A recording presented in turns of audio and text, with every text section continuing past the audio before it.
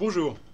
Aujourd'hui, je ne vais pas vous parler des actions, puisque les indices, à la fois aux États-Unis et en Europe, restent pour l'instant sous leur plus haut du mois de mai, avec en perspective plutôt une poursuite des consolidations avancées il y a un mois. Par contre, on va faire un petit point technique ce matin sur plusieurs marchés global macro, à savoir le dollar, qui arrive sur des points de support assez importants. Donc on le verra notamment sur le dollar index. Et ensuite, on fera un petit update sur la situation technique, sur le marché obligataire américain et sur le pétrole, qui est pas mal en vue à l'heure actuelle. Donc si on commence sur un point de vue technique sur le dollar, donc un événement assez marquant cette semaine, c'est le retour du dollar index, donc DXY index, sur sa moyenne mobile de 100 jours haussière. Comme vous le voyez, c'est un support extrêmement important depuis le début de l'année, puisqu'on a déjà fait des rebonds assez conséquents sur cette moyenne mobile. Et à nouveau, cette semaine, une tentative de rebond, donc des traders qui rachètent du dollar, donc qui se remettent plutôt long à l'approche de cette moyenne mobile de 100 jours qui se situe maintenant à 96,57. Donc on voit que le dollar est maintenant sur une zone charnière assez importante, puisque en théorie, si la tendance du dollar est toujours haussière, on est arrivé sur un point clairement d'achat avec un retour sur cette moyenne mobile de 100 jours, une situation de survente que vous pouvez voir très clairement sur le RSI 14 jours.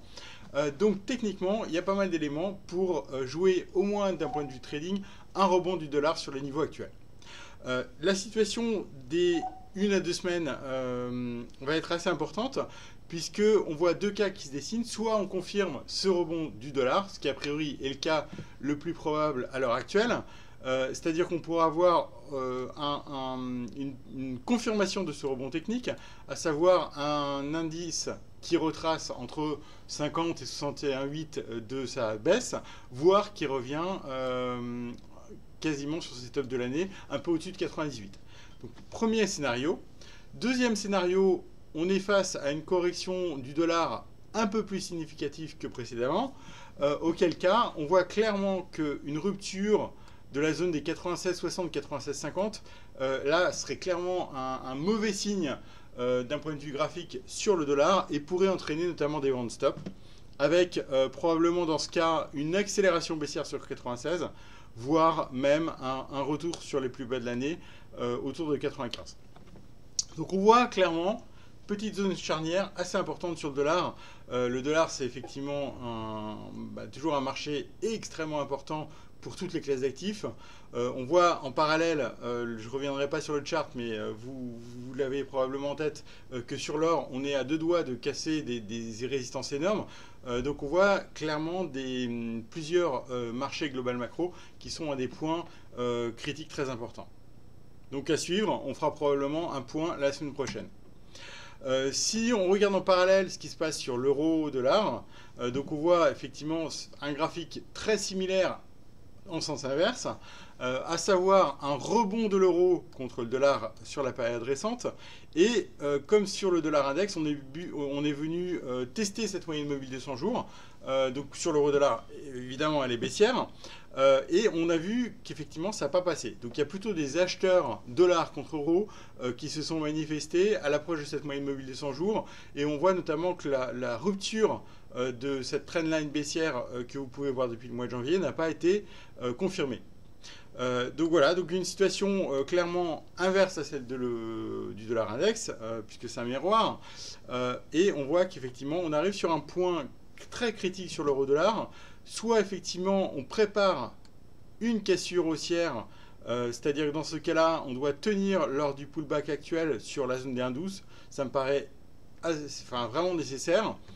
Le cas inverse, c'est on a un bull trap, comme ce qu'on avait fait sur l'euro, par exemple, au mois de mars. On en a fait plusieurs autres.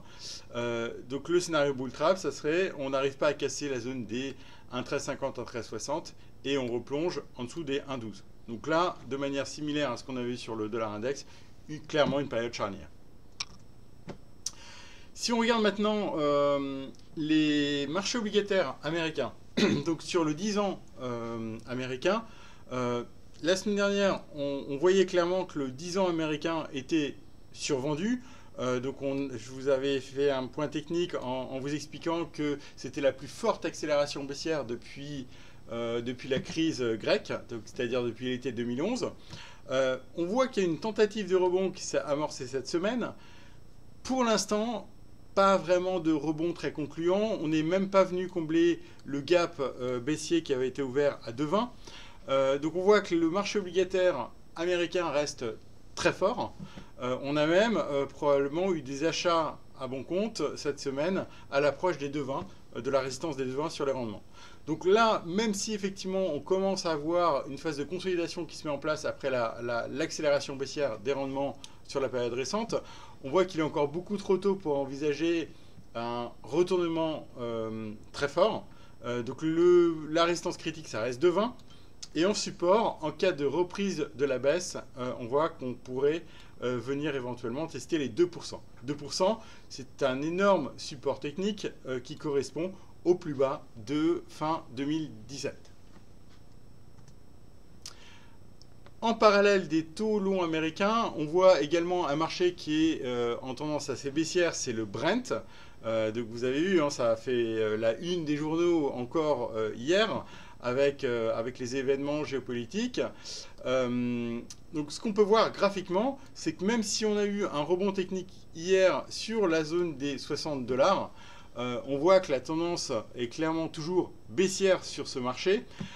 Ouais, j'ai un point de vue technique qui reste plutôt baissier globalement, à savoir en Elliott probablement poursuite de la baisse, c'est-à-dire qu'on pourrait être uniquement dans une vague 4 et derrière replonger pour repasser en dessous des 60 et voir éventuellement aller sur le prochain retracement Fibonacci vers 56 pour finir une vague 5. Donc je ne suis pas convaincu qu'on est au début d'un grand trend baissier sur le pétrole. Donc là, ici, vous avez le graphique du Brent, bien sûr. Mais pour l'instant, on ne peut pas envisager graphiquement de vraies reprises haussières du Brent. En tout cas, pas tant qu'on est sous la zone des 65-66. Voilà, donc voilà le scénario le plus probable, c'est-à-dire uniquement un rebond technique. Donc ça s'excite un petit peu à l'heure actuelle parce qu'on est sur un support technique important, parce qu'il y a des événements géopolitiques avec l'attaque des pétroliers. Mais graphiquement, on voit qu'on est quand même sur un marché qui reste tendanciellement baissier. Excellente journée à vous et très bon week-end.